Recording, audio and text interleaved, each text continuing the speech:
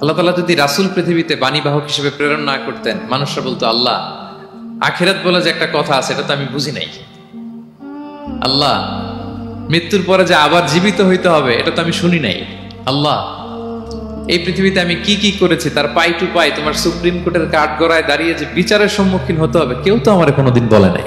এজন্য আল্লাহ বলেন আমি পৃথিবীতে রাসূল পাঠিয়েছি যাতে করে মানুষের কোনো এক্সকিউজ না থাকে। আচ্ছা বলেন তো এখন কি কেউ আল্লাহরে বলতে পারবে আল্লাহ বিচার যে হবে এটা তো আমি জানি না, বলতে পারবে? আল্লাহ আখিরাত বলে যে একটা কথা আছে, পুনরুত্থান, পুনর্জীবিত হইতে হবে, আবার বিচারের সম্মুখীন হইতে হবে, জান্নাত জাহান্নাম আছে, এগুলো তো কোনোদিন আমি শুনি নাই। এই কথা, এই এক্সকিউজ তোলার কোনো সুযোগ কি আর আছে? No excuse will be granted that day, dear brothers and sisters. সেদিন কোনো এক্সকিউজ আল্লাহ তাআলা গ্রহণ করবেন না, কারণ আল্লাহ তাআলা রাসূলদেরকে প্রেরণ করেছেন, তারা আমাদেরকে বিস্তর বর্ণনা করে জানিয়ে গিয়েছে। এবং কেন রাসূলদেরকে প্রেরণ করেছেন আল্লাহ বলেন যে দুইটা প্রাইম রেসপন্সিবিলিটি দিয়ে আমি রাসূলদেরকে প্রেরণ করেছি। এক নাম্বার মুবাশশিরিন, তারা সুসংবাদদাতা, তারা আমাদেরকে জানিয়েছে এই পৃথিবীতে যদি আমরা ভালো কাজ করি, এক আল্লাহর ইবাদত করি, কারো হক নষ্ট না করি, তাহলে আমরা জান্নাতে যেতে পারবো। জান্নাতের সুসংবাদ তারা দেন। They are the bearer of glad tidings. They are the bearer of paradise. তারা জান্নাতের সুসংবাদ দাতা। রাসূলদের দুই নাম্বার প্রাইম রেসপন্সিবিলিটি হচ্ছে মুনজিরিন, তারা সতর্ককারী। তারা আমাদেরকে এই মর্মে সতর্ক করেছেন যে এই পৃথিবীতে যদি আল্লাহর ইবাদত না করে শিরক করো, বেদাত করো, এই পৃথিবীর বুকে যদি ফাসাদ করো, যদি সীমা লঙ্ঘন করো, যদি অন্যের অধিকার নষ্ট করো, তাহলে তোমাদেরকে জাহান্নামের আযাব ভোগ করতে হবে, ঠিক কিনা? তাহলে দুইটা প্রাইম রেসপন্সিবিলিটি। রাসূলরা হচ্ছেন মুবাশশিরিন, সুসংবাদদাতা, জান্নাতের সুসংবাদ দিয়েছেন। তারা ভালো কাজ করলে জান্নাতে যাওয়া যাবে।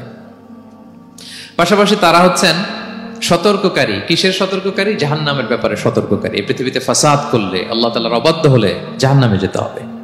এবং রাসূল পাঠানোর মধ্য দিয়ে আল্লাহ তাআলা এক্সকিউজ দেওয়ার সুযোগ বন্ধ করে দিয়েছেন। কোন এক্সকিউজ আর দেয়া চলবে না। তাহলে পৃথিবীতে কেন আল্লাহ তাআলা রাসূল পাঠালেন, এই পয়েন্টটা কি সবার কাছে ক্লিয়ার? আচ্ছা ক্লিয়ার, আমরা সামনের দিকে এগোই। এরপর আল্লাহ তাআলা বলেছেন এই পৃথিবীতে যত জাতি গোষ্ঠী আছে সব জাতির কাছে আমি রাসূল পাঠিয়েছি। ওয়া ইম মিন উম্মাতিন ইল্লা খালা ফিহা নাযীর, যত জাতি, যত নেশন এই পৃথিবীতে এসেছে সব জাতিকে সতর্ক করবার জন্য, ইনস্ট্রাক্ট করবার জন্য, গাইড করবার জন্য আমি রাসূল পাঠিয়েছি। এমন কোন জাতি নাই যে জাতির মধ্যে আল্লাহ রাসূল পাঠায় নাই, সবাই রাসূল পেয়েছেন। এবং মজার ব্যাপার হচ্ছে they are the chosen and selected personality by Allah subhanahu wa ta'ala. রাসূলরা হচ্ছেন আল্লাহ তাআলার পক্ষ থেকে chosen এবং সিলেক্টেড। রাসূলদেরকে সিলেক্ট করেছে কে? আল্লাহ। তিনি বলেন ওয়া ইন্নাহুম ইনদানা লামিনাল মুস্তাফাইনাল আখিয়ার, নবীরা হচ্ছে আমার কাছে মনোনীত, আমি তাদেরকে মনোনীত করেছি এবং তারা হচ্ছে সর্বশ্রেষ্ঠ মানুষ। তার মানে এই আয়াত থেকে বোঝা গেল নবীরা সিলেক্টেড, তারা ইলেক্টেড না। ইলেকশন করে নবী হওয়া যায় না, নবী সিলেক্টেড এর মাধ্যমে হইতে হয়, সিলেকশনের মাধ্যমে। আর সিলেক্ট করেন কে? আল্লাহ। চুজ করেন কে? আল্লাহ। ইলেকশন করে নবী হওয়া যায়?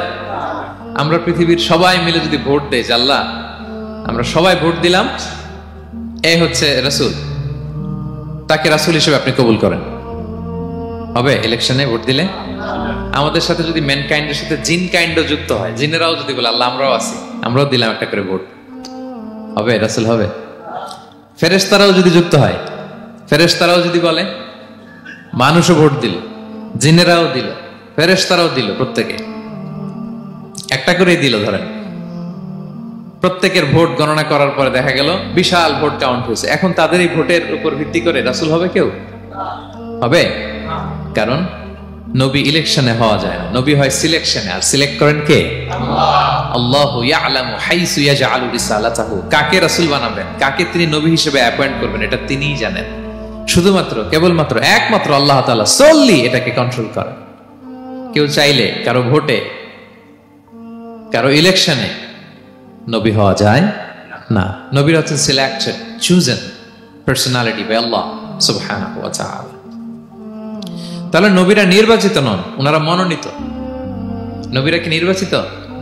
নবীরা মনোনীত। এখন কতজন নবী রাসূল আল্লাহ তাআলা পাঠিয়েছেন? আল্লাহ তাআলা সুস্পষ্ট করে জানাননি কতজন। কিছু কিছু হাদিস থেকে পাওয়া যায় লক্ষাধিক রাসূল, নবী এবং রাসূল আল্লাহ তাআলা পৃথিবীতে পাঠিয়েছেন। কিন্তু কোরআন আল কারিমে এই লক্ষাধিক নবী রাসূলের সবার কথা আল্লাহ তাআলা আমাদেরকে শোনাননি। আল্লাহ তাআলা মাত্র 25 জন রাসূলের কথা আমাদেরকে শুনিয়েছেন। কতজন? 25 জনের কথা আল্লাহ তাআলা শুধু আমাদেরকে বলেছেন, বাকিদের কথা বলেন নাই। কতটুকু আমাদের বলা দরকার এটা আমাদের চেয়ে ভালো জানেন কে? আল্লাহ ভালো জানেন। আল্লাহ তাআলা ভালো জানেন কতটুকু আমাদেরকে জানাতে হবে। যত রাসূল তিনি পাঠিয়েছেন, যত নবী পাঠিয়েছেন, সবার কথা যদি আল্লাহ কোরআনে বলতেন তাহলে কোরআন কি মাত্র 611 পৃষ্ঠার একটা বই হতো? 10 খণ্ড, 15 খণ্ড, 20 খণ্ড। তখন আমরা হাফেজ হতে পারতাম?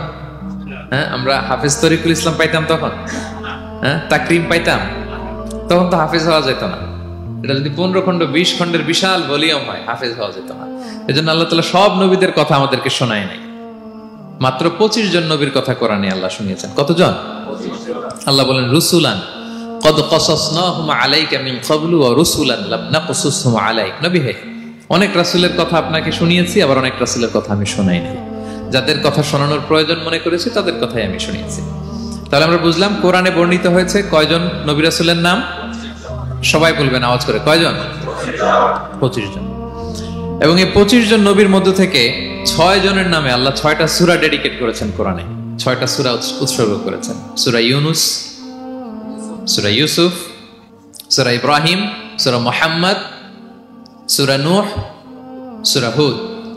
6 জন নবী। কয়জন নবী? 6 নবীর নামে আল্লাহ তাআলা 6টা সূরা ডেডিকেট করেছেন। এবং এই যত নবী আল্লাহ তাআলা পাঠিয়েছেন সব নবীর উপর ঈমান আনা আবশ্যক।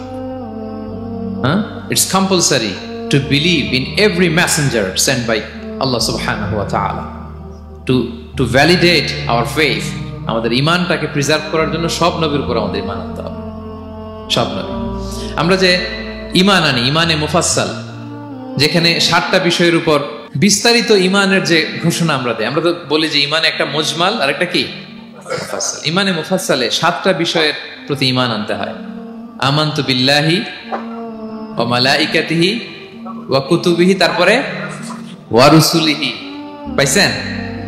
ওয়াল ইয়াউমিল আখিরি ওয়া বিল কদরি খাইরিহি ওয়া শাররিহি মিনাল্লাহি তাআলা ওয়াল বা'সি বা'দাল মাউত। এই 7টা বিষয়ের উপর বিস্তর ঈমান আমাদের আনতে হয়। এই 7টার মধ্যে রাসূলদের ব্যাপার আছে না নাই? রাসূলদের উপর ঈমান আনতে হবে। যদি না আনি তাহলে আরকানুল ঈমান পূর্ণ হলো না, আমার ঈমান পরিপূর্ণ হবে না। তাহলে রাসূলদের উপর পূর্ণাঙ্গ ঈমান আনা এটা আবশ্যক। এবং এই সকল নবী এবং রাসূলদের একটাই ধর্ম ছিল। ধর্মটার নাম কি? সবাই বলুন, কি নাম? সবার একটাই ধর্ম। সব নবীর একটাই ধর্ম। কারণ আল্লাহর কাছে মনোনীত ধর্ম কয়টা? একটা। ইন্নাদ দীনা ইনদাল্লাহিল ইসলাম। আল্লাহর কাছে মনোনীত একটাই ধর্ম, সেটা হচ্ছে ইসলাম। এই যে ইহুদি বলে, নাসারা বলে, এগুলো ধর্ম না। এগুলো বংশ, গোষ্ঠী, জাতির নাম অনুসারে নামকরণ করা হয়েছে। যেমন নাসারা এসেছে, ঈসা আলাইহিস সালামের মা মারিয়াম ফিলিস্তিনের নাসিরিয়া শহরে জন্মগ্রহণ করেছেন। নাসিরিয়া, ওইখান থেকে আসছে নাসারা।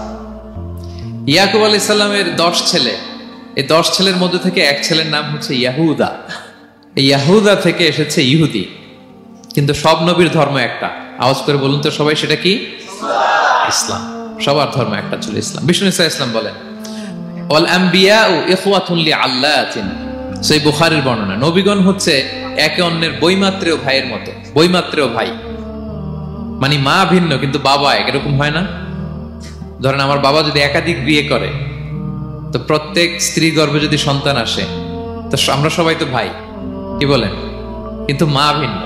মা কি? তবে বাবা এক। নবীদের দৃষ্টান্তটা এরকম, আল আম্বিয়াউ ইখওয়াতুন লিআল্লাহ। নবীরা হচ্ছেন বৈমাত্রেয় ভাইয়ের মতো, তাদের মা ভিন্ন কিন্তু বাবা এক। বিষ্ণু ইসলাম বলেন, উম্মাহাতুহুম শাত্তা ওয়া দীনুহুম ওয়াহিদ। তাদের শরীয়ত, তাদের বিধিবিধান এটা ভিন্ন ভিন্ন, কিন্তু তাদের দিন কি? এক, সেটা হচ্ছে ইসলাম। সকল নবীর ধর্মের নাম হচ্ছে ইসলাম। যেমন ইব্রাহিম আলাইহিস সালামের ব্যাপারে আল্লাহ তাআলা বলেন, মা কানা ইব্রাহিমু ইয়াহুদিয়ান ওয়ালা নাসরানিয়ান ওয়ালাকিন কানা হানিফাম মুসলিমা ওয়া মা কানা মিনাল মুশরিকিন। নবী ইব্রাহিম আলাইহিস সালাম উনি ইহুদিও ছিলেন না, নাসারাও ছিলেন না, উনি একনিষ্ঠ মুসলিম ছিলেন। কে ছিলেন? আল্লাহ নবী ইউসুফ আলাইহিস সালাম উনি সবসময় আল্লাহর কাছে দোয়া করতেন, আল্লাহ তাওয়াফানি মুসলিমান ওয়াল হিকনি বিসসালিহিন। আল্লাহ তুমি আমাকে মুসলিম হিসেবে মৃত্যু দিও আর সৎকর্মশীলদের সাথে অন্তর্ভুক্ত করে নিও। তো উনি মুসলিম না হলে এই দোয়া করতেন, আল্লাহ মুসলিম হিসেবে মৃত্যু দিও। সুলাইমান আলাইহিস সালাম রানী বিলকিসের কাছে একটা চিঠি লিখেছেন। এই চিঠি আবার পাঠিয়েছেন হুদহুদ পাখিকে দিয়ে। হুদহুদ পাখির ঠোঁটে করে এটা কামড় দিয়ে নিয়ে বিলকিসের রাজপ্রাসাদের ভেন্টিলেশনের ভিতর দিয়ে ঢুকে বিলকিস লাঞ্চ করে বিশ্রাম নিতেছিল, এর বুকের উপরে চিঠিটা রেখে ফুরুত করে উড়াল দিছে হুদহুদ। খুলে দেখে অদ্ভুত এক চিঠি, ইন্নাহু মিন সুলাইমান ওয়া ইন্নাহু বিসমিল্লাহির রহমানির রহিম। তো বিলকিসকে উদ্দেশ্য করে সাল্লাল্লাহু আলাইহি ওয়াসাল্লাম বলেছিলেন, আল্লাহ তাআলু আলাইয়া ওয়াতুনি মুসলিমিন। বিলকিস, অবাধ্য হয়েও না, বাড়াবাড়ি করো না, মুসলিম হয়ে আমার কাছে ফিরে আসো। কোন নবী বলছেন? তো উনি যদি মুসলিম না হতেন, উনি মুসলিম হওয়ার আহ্বান করতেন? প্রিয় ভাইরা, তাহলে সব নবীর ধর্ম একটা, সেটা কি? ইসলাম।